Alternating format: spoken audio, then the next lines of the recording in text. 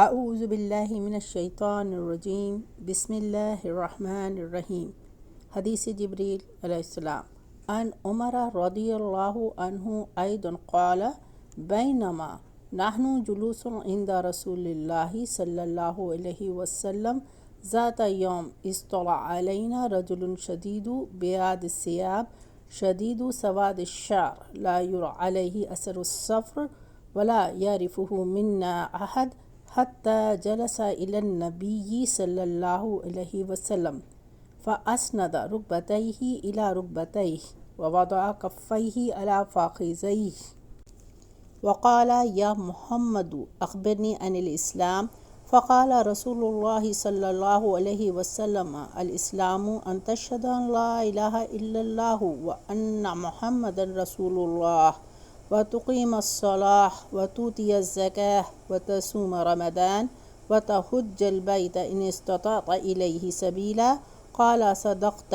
فعجبنا له يسأله ويصدقه قال فأخبرني عن الإيمان قال أن تؤمن بالله وملائكته وكتبه ورسله واليوم الآخر وتؤمن بالقدر خيره وشره قال صدقت قال فأخبرني عن الإحسان قال أن تعبد الله كأنك تراه فإن لم تكن تراه فإنه يراك قال فأخبرني عن الساعة قال ما المسؤول عنها بعلم من السائل قال فأخبرني عن أماراتها قال أن تلد الأمة ربتها وأن ترى الحفاة العراة العالة رياء الشاء يتطاولون في البنيان ثم انطلق فلبثت مليا ثم قال يا عمر أتدري من السائل قلت الله ورسوله أعلم قال فإنه جبريل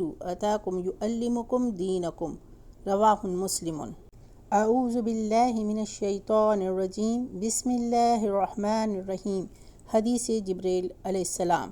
حضرت عمر بن خطاب رضی اللہ تعالیٰ عنہ سے مروی ہے کہ ایک دن ہم رسول اللہ صلی اللہ علیہ وآلہ وسلم کی مجلس میں بیٹھے تھے کہ اچانک ایک شخص ہمارے درمیان آیا۔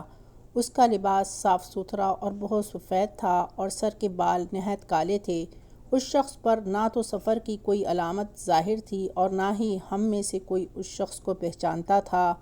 وہ شخص نبی کریم صلی اللہ علیہ وآلہ وسلم کے قریب آ کر بیٹھا اور اپنے دونوں گھٹنے آپ صلی اللہ علیہ وآلہ وسلم کے گھٹنوں سے ملا دیے اور پھر اس شخص نے اپنے دونوں ہاتھ اپنی دونوں رانوں پر رکھ لیے۔ اس کے بعد اس نے عرض کیا، اے محمد صلی اللہ علیہ وآلہ وسلم، مجھ کو اسلام کی حقیقت کے بارے میں بتائیں۔ آپ صلی اللہ علیہ وآلہ وسلم نے ارشاد فرمایا، اسلام یہ ہے کہ تم اس بات کی گواہی دو کہ اللہ کے سوا کوئی معبود نہیں اور محمد اللہ کے رسول ہیں۔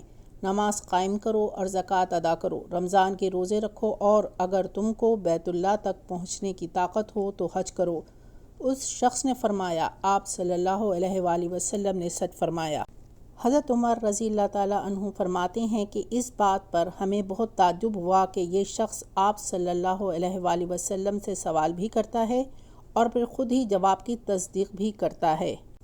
پھر اس شخص نے پوچھا، اے محمد صلی اللہ علیہ وسلم، ایمان کی حقیقت بتائیں۔ آپ صلی اللہ علیہ وآلہ وسلم نے فرمایا، ایمان یہ ہے کہ اللہ پر ایمان لاؤ، اس کے فرشتوں پر ایمان لاؤ، اس کی کتابوں پر ایمان لاؤ، اس کے رسولوں پر ایمان لاؤ، قیامت کے دن پر ایمان لاؤ اور اس بات کا یقین رکھو کہ برا بھلا جو کچھ پیش آتا ہے وہ سب تقدیر کے مطابق ہوتا ہے۔ اس شخص نے کہا، آپ صلی اللہ علیہ وآلہ وسلم نے سچ کہا۔ پھر اس شخص نے پوچھا کہ احسان کی حقیقت کے بارے میں بتائیں۔